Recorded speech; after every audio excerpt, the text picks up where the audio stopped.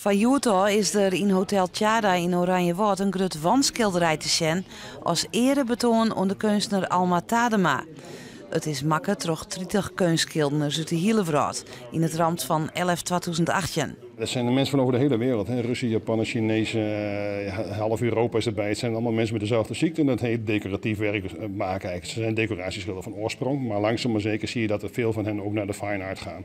Dus het is een groep bestaat 25 jaar nu, dus we kennen elkaar ook 25 jaar de meeste. Het is een hele kerngroep, daar zwerven wat losse leden omheen. Maar elk jaar samen, elk jaar maken we een grote muurschildering. En dit jaar was Alma Tadema aan de beurt. Het is onderdeel van de nieuwe tentoonstelling van zo'n beeldende kunstenaars uit binnen- en buitenland. Het werk past in het thema van realisme en surrealisme. We hebben gekozen voor verschillende onderwerpen, dus landschap, maar ook figuur. We hebben Marijn Konijn, die maakt hele mooie landschappen.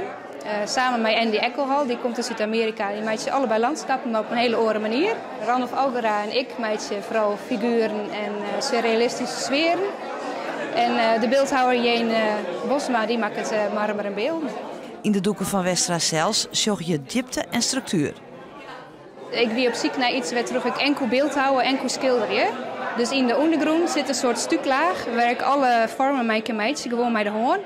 En daardoorheen kan ik dan uiteindelijk schilderen. Het zit hier bijvoorbeeld in het holtje van de zwaan. En hier is het heel decoratief broekt, vooral in de vorm van de jurk.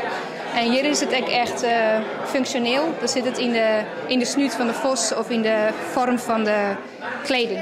Alle werken binnen te zien op 2 plakken. In Hotel Tjada en in Galerie Haute Revue op het Jereveen. Het wandschilderij zal veild worden. Er kan nog een week lang op been worden.